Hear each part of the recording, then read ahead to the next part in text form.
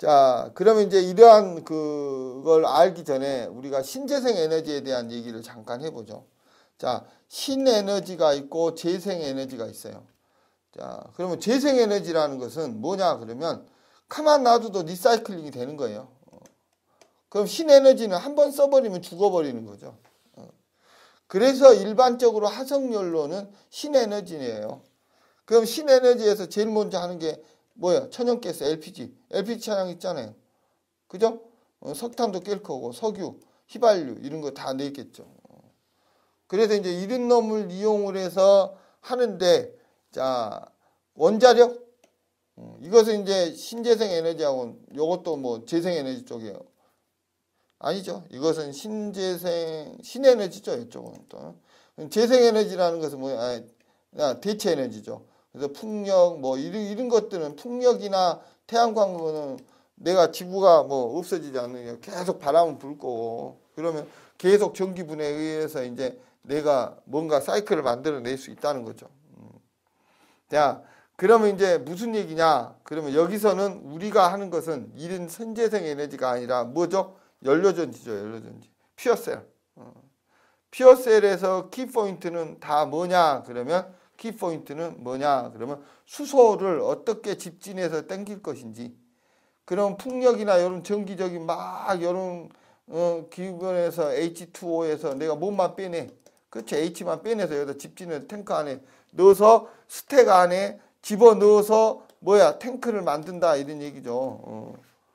그래가지고 이 연료전지를 발전기 라인에 넣을 수도 있고 가정용에 수송용에 휴대폰 뭐 휴대용에 뭐든 이렇게 만들어내서 연료전지를 만들 수 있는데 화석 쪽에서도 수증기 재발해서 열분해 가스화해가지고 수소를 집어넣을 수도 있는 거고 그 다음에 수소 저장 창고에서 바로 다이렉트로 올 수도 있는 거고 이런 식으로 해서 여러 가지 경로를 해서 연료전지를 만들어내 안 만들어내? 만들어낸다. 그래서 신에너지와 재생에너지를 이용해서 발전 시스템을 해서 연료전지 안에 수소 저장을 함으로써 이제 뭐야 이제 그렇지 수소전지를 쓸 수 있다 이런 얘기죠. 그래서 일반적인 신재생에너지 흐름 속에서 수소를 추출해 갖고 연료전지에 집어넣어주는 경우를 볼겠다 이거죠. 그러면 이런 것들이 뭐야 이제 재생에너지를 위한 발전기, 원자력을 이용한 발전기. 뭐 화석연료를 위한 발전기 이렇게 해서 수소를 만들어갖고 연료전지를 만들어낸다는 거죠. 그래서 이제 이런 만들어진 연료전지를 가지고 이제 우리는 차량에 장착해서 실질적으로 차를 퓨어셀 EV카를 만들어낸다 이런 얘기죠. 그럼 수소전지는 어떻게 됐냐 그러면 아까도 얘기했듯이 화학적인 에너지를 뭘로 에너지? 전기제 직접 변환해서 만들어낸 셀 다음에 뭐죠? 자, 우리는 자 스택이라고 그랬어요. 스택은 뭐냐 그러면 연료전지의 배터리라고 생각하면 됩니다. 스택은. 그래서 이제 이러한 놈들은 실질적으로 종래 전지와는 달라요. 자, 외부에서 연료와 공기를 공급하여서 연속적으로 전기를 생산해낼 수가 있는 기능을 차량에 한번 넣어보자. 이것은 이제 구체적으로 계속 얘기할게요. 그래서 이제 제일 처음에 영국에서 이제 윌리엄이라는 분이 수소 연료에 대해서 최초로 연료전지를 제작 실험을 했어요. 그래가지고 이제 그 제너럴 일렉트로닉사에서 연료전지를 개발해서 상용화를 개발해서 요놈이 이제 바로 이제 우리 전기차 쪽으로 이제 오게 되는 역사가 돼요. 그래서 여기서는 중요한 게 퓨어셀과 공기 중에 있는 산소와 이놈이 여기서 퓨어셀 안에서 잘 집진해서 전기를 만들고 그 다음에 히팅, 전기를 만드는 순간 열이 발생합니다. 그리고 부산물로 뭐가 만들어져요? 물이 만들어지는 거죠. 그래서 기본적으로 우리가 요놈 퓨어셀이라는 연료전지를 자동차에 써서 전기적인 에너지를 뽑아내면 열은 올라갑니다. 그리고 부산물로 물은 만들어집니다. 그러면 요거 히팅 시스템, 열관리 시스템 둬야 되겠죠. 열관리 시스템. 그렇게 해서 올라가면 떨어뜨려야 되잖아요. 그러고 요놈은 모터를 돌리고 그 다음에 물은 뭐 버려버리면 되지 뭐. 그래서 우리 일반적인 수소전지는 이런 식의 구조적인 메커니즘을 가지고 있다 이런 얘기죠. 그래서 이제 여러분들이 어떻게 사용하냐에 따라서 다 다른데 이것을 나는 EV카 쪽에 퓨어셀을 집어넣자 이런 얘기입니다. 그래서 이제 최종적으로 연료전지에 대한 것의 전기 생성을 한번 이제 정리를 한번 해봅시다. 그러면 내가 이것을 가둬놓는 것을 뭐라고 얘기했냐? 스택이라고 그랬습니다. 연료전지 뭐요? 스택이라고 했습니다. 이런 연료전지 스택 안에 수소와 공기 중에 산소를 공급해줘요. 수소와 공기 중에서의 생성된 산소를 공급해주는 장치도 필요하겠죠.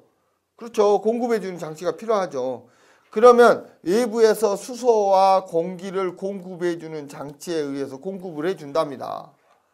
그러면 제일 먼저 발생한 게 뭐다? 전기다 이런 얘기죠.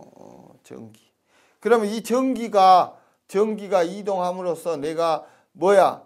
그렇죠. 모터를 돌려서 차량을 가게 하는 거죠. 그런데 거기서 이동해서 전기적인 에너지가 발생하면 수도 없이 많은 열이 발생해야 안 해요? 해죠. 그래서 이 열은 이제 또 문제가 되니까 열 관리 시스템에서 관리를 해야 된다 이거죠. 그러고 이제 공기 중에 물은 빼버리면 된다. 그래서 여러분 머릿속에서 전체적으로 수소전지가 사용돼서 구조적인 메커니즘을 이렇게 크게 5가지 패턴으로 연결해서 이것만 정리하면 첫 번째 챕터는 끝나는 거예요. 자, 그럼 이제 연료전지를 가둬놓는 걸 스택이라고 그랬어요.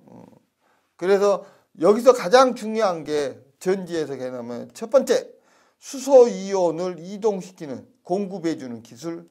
여기 굉장히 많이 들어갑니다. 요거 같이 한번 봐야 돼요. 그 다음에 수소에서 전자를 분리시키는 기술. 왜냐하면 수소에서 전자를 분리시켜서 요놈들이 결국은 차를 가게 하는 근원이 될 거니까.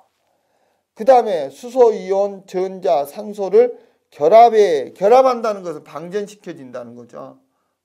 그러면 이제 결국은 결합하면 물이 될 거니까. 그것들을 하는 메커니즘 기술이 원활하게 잘 돌아야 이 퓨어셀이라는 퓨어셀을 자동차에 도입을 할 수 있다는 거죠. 그래서 여러분이 이런 구조적인 메커니즘을 정확하게 알고 있어라. 자, 정리합시다. 수소하고 뭐가 들어와요? 외부에서 공기가 들어옵니다. 그러면 여기에서는 수소 분자인 양의 분자가 될 거고 여기는 산소가 되겠죠.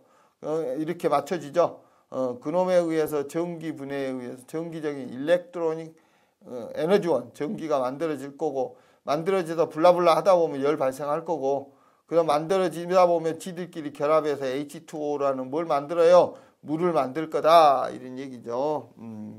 그래서 이제 전체적으로 수소전지는 이런 식으로 스택 안에서 구조적인 메커니즘이 이루어지고 있다. 그럼 수소 공급하는 장치적인 메커니즘 구성해야 되고 외부 공기 공급해주는 메커니즘 또 여기서 블라블라 혼합하는 거 전기 발생해서 스택에 가져갖고 내주는 거 여러 가지 기술적인 제어 시그널들이 필요해요 안 필요해요? 필요하다. 그래서 퓨어셀 EV카는 실질적으로 굉장히 복잡한 구조체로 이루어져 있다라는 것을 알자 이런 얘기입니다.